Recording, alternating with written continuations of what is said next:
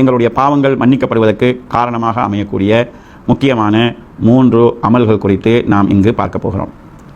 An அபி ஹுரைரத ரலியல்லாஹு அன்ஹு அன்ன ரசூலல்லாஹி ஸல்லல்லாஹு அலைஹி வஸல்லம் கால், நபி ஸல்லல்லாஹு அலைஹி வஸல்லம் அவர்கள் கூறியதாக அபூ ஹுரைரா ரலியல்லாஹு அன்ஹு அவர்கள் அறிவிக்கிறார்கள்.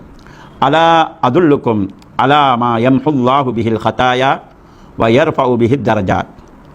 இதன் மூலம் அல்லாஹு தஆலா பாவங்களை அழிக்கிறான் என்பதையும் உங்களுடைய தரஜாக்கள் அந்தஸ்துக்களை அல்லாஹ் உயர்த்துகிறான் என்றும் உங்களுக்கு நான் சொல்லித் தரட்டுமா என்று நபி ஸல்லல்லாஹு அலைஹி வஸல்லம் அவர்கள் கேட்டார்கள். நபி தோழர்கள் பலா யா ரசூலல்லாஹ், அல்லாஹ்வுடைய தூதரே சொல்லித்தாருங்கள் என்று கேட்டார்கள். அதில் ஒன்று இஸ்பாகுல் வுதுஇ அலல் மகாரி, இருக்கக்கூடிய நிலையிலும் ஒதுவை பூரணமாக செய்வது. ஒதுவை பூரணமாக செய்வது என்று சொன்னால் முழுமையாக நன்றாக உடல் உறுப்புகள் கருதப்படக்கூடிய அளவுக்கு திருப்தியாக செய்வது. 3 முறை செய்வது. ஒரு முறை செய்தாலும் கடமை முடிந்துவிடும். 3 முறை செய்வது.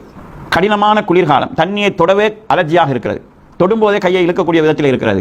இந்த நேரத்திலேயும் அல்லாஹ்வுடைய வழிகாட்டலுக்காக, அல்லாஹ்வுடைய தூதருடைய நபி வழியை பின்பற்றுகிறதற்காக ஒருவர் திருப்தியாக ஒளி செய்கிறார், பூரணமாக ஒளி செய்கிறார் என்றால் அதன் மூலமாக அவருடைய பாவம் மன்னிக்கப்படுகிறது, அவருடைய தரஜா நந்தஸ்து உயர்த்தப்படுகிறது. இரண்டாவது வக்கஸ்ரத்துல் ஹுதா இலல் மசாஜித், மஸ்ஜிதுகளுக்கு நடந்து செல்கின்ற எட்டுக்கள் அதிகமாவது. கொஞ்சம் தூரமாக இருந்தாலும் நடந்து பள்ளிக்கு போய் வருவது. நூலாகவும் அல்லாஹு தாலா உங்களுடைய பாவங்களை மன்னிக்கிறான், உங்களுடைய அந்தஸ்தை உயர்த்துகிறான். மூணாவது வந்திதாரு சலாத்தி பஅத ஸலா, ஒரு தொழுகை முடிந்ததற்கு பிறகு அடுத்த தொழுகையை எதிர்பார்த்து காத்திருப்பது.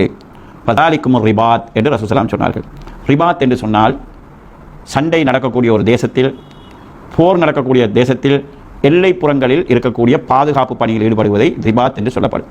இவர்களுக்கு தனி சிறப்பு இருக்கிறது. நாட்டு எல்லையில் பாதுகாப்பு பணியில் இருக்கிறவர்கள் கௌரவிக்கப்பட வேண்டும் என்பதையும் இந்த ஹதீஸ் எங்களுக்கு மறைமுகமாக சொல்கிறது. மக்கள் நிம்மதியாக இருக்க வேண்டும் என்பதற்காக, நாட்டு மக்கள் அதாவது பாதுகாப்பாக இருக்க வேண்டும் என்பதற்காக அவர்கள் குடும்பத்தை பிடித்து, மனை மக்களை பிரிந்து, தங்களுடைய அன்பு செல்வங்களை பிரிந்து, உலகத்திலே ஊரிலே அனுபவிக்க வேண்டிய எல்லாவற்றையும் பிரிந்து எல்லைப்புறங்களிலே தனிமையிலே வெயிலிலும் பனியிலும் அவர்கள் தங்களுடைய வாழ்க்கையை கழித்துக் கொண்டிருக்கிறார்கள். ஒரு தொழுகையை தொழுதுவிட்டு அடுத்த தொழுகைக்காக பள்ளியிலே காத்திருப்பதுங்கிறது ரிபாத் என்று ரசூலுல்லாஹி ஸல்லல்லாஹு அலைஹி வஸல்லம் சொல்றாங்க. எல்லைப்புறத்தில் நீங்கள் பாதுகாப்பு பணியில் ஈடுபடுவதை போன்ற நன்மையை தரக்கூடியது என்று. பெரும்பாலும் இதை கடைபிடிப்பதற்கு சாத்தியமான தொழுகையாக நாங்கள் மக்ரிபையும் இசாவையும் குறிப்பிடலாம்.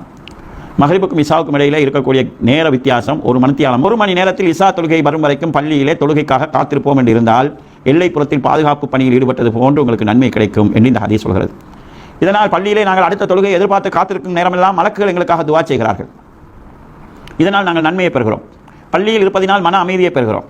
கெட்ட நடத்தைகள், தவறான பேச்சுக்கள், தவறான பார்வைகளிலிருந்து நாங்கள் பாதுகாக்கப்படுகிறோம். எனவே முடிந்தவரை இவற்றை நாங்கள் கடைபிடித்து எங்களுடைய பாவங்களை அழித்துக் கொள்வதற்கும் எங்களுடைய நன்மைகளை கூட்டிக் கொள்வதற்கு நாங்கள் முயற்சி செய்ய வேண்டும். ஒழுவை செய்வது. ஸல்லல்லாஹு அலைஹி வஸல்லம் பிலால் ரலியல்லாஹு அவர்களை சந்தித்து எப்போதெல்லாம் நான் சொர்க்கம் செல்கிறேனோ அப்போதெல்லாம் உன் கால்வடி ஓசை என் காதில் கேட்கிறது என்று சொன்னார்கள். என்ன நீ இதை விசேஷமாக என்ன செய்கிறாய் என்று கேட்கிற போது அவர்கள் சொன்ன ஒரே செய்தி, நான் எப்போதெல்லாம் ஒழு முறிகிறதோ அப்பெல்லாம் ஒளி செய்து கொள்வேன். அதாவது கண்டினியூவாக நான் ஒழுவோடு தான் இருப்பேன். எப்போதெல்லாம் ஒளி செய்கிறேனோ ஒழுவினுடைய காணிக்கை 2 ரக்காத்து தொழுவேன் என்று சொல்கிறார்கள். அப்போ அது சொர்க்கத்துக்கு அழைத்து செல்லக்கூடிய ஒரு அமலாக சுட்டி காட்டப்படுகிறது.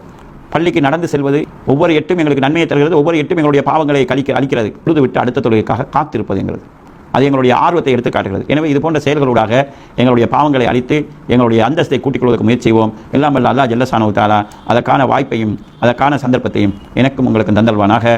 வாஹிர் தவானா அல்ஹம்துலில்லாஹி ரப்பில் ஆலமீன். வஸ்ஸலாமு அலைக்கும் வரஹ்மத்துல்லாஹி வபரகாத்துஹு.